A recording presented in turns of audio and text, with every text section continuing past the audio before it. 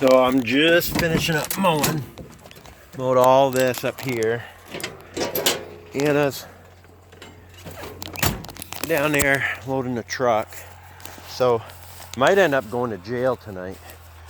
So Anna was kind of late getting back. She was hauling the brown bale wagon from up in the center down to the farm. And I was kind of wondering where she was, so I called her.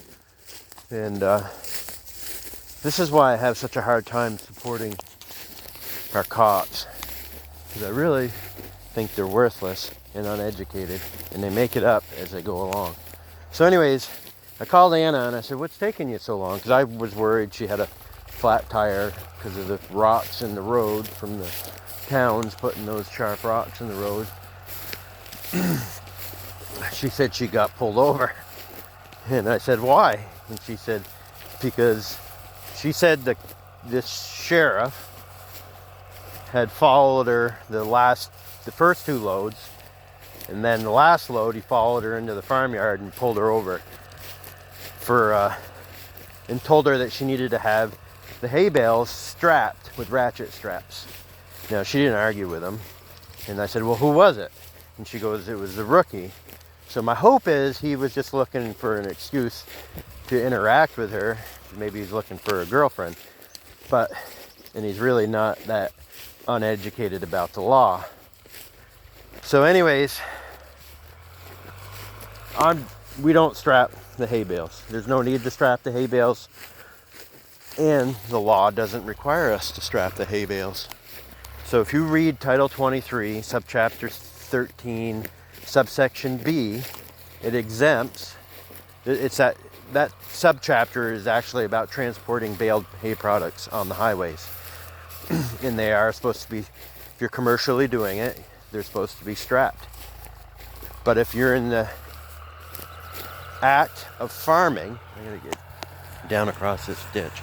If you're in the act of farming, and this is what subsection B says, you are exempt as long as you are doing it in a safe manner.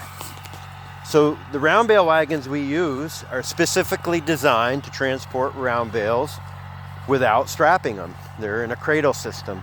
They can't go anywhere unless you roll the whole wagon over, and then it doesn't matter if it's strapped or not, it's still going to roll over. And same with this truck and trailer. The way we load it, we put a row down each side, and then we put a row, like you're stacking firewood, down the middle, which locks in. So the top bale can't come off because it's just not gonna. The weight's gonna hold it in there. It's like stacking firewood. And the top bale actually secures the bottom bales, so they're not gonna tip off either. And they can't roll backwards because we put those two bales on the end to keep them from rolling backwards. And I'm gonna probably move this truck around so she doesn't have to drive so far. And then on the trailer, and when she puts that other bale right there is tippy right now, but she'll straighten it up when she puts the other row on. The back bales actually lock into the ramps. So the only way those bales are coming off the truck is if I roll the truck. And if I roll the truck, then it doesn't matter what I have on there because it's going to break the straps and it's all going to be in a heap in the ditch anyway. So it's kind of irrelevant. So I'm going to find this cop tonight once I get back to the farm. We're not going to wrap these bales because I'm tired. I was up till 2 in the morning this morning wrapping bales. And they're on the drier side, so I'll just get up early in the morning and wrap them.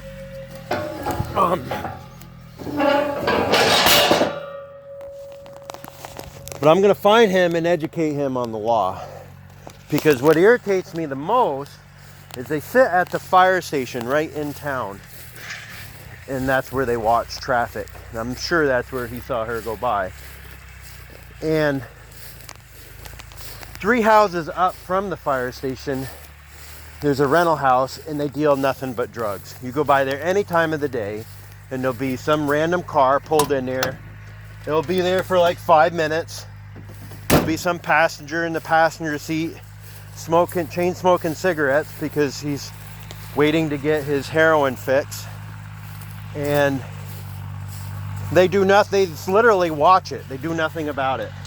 And then they got they take their time to pull over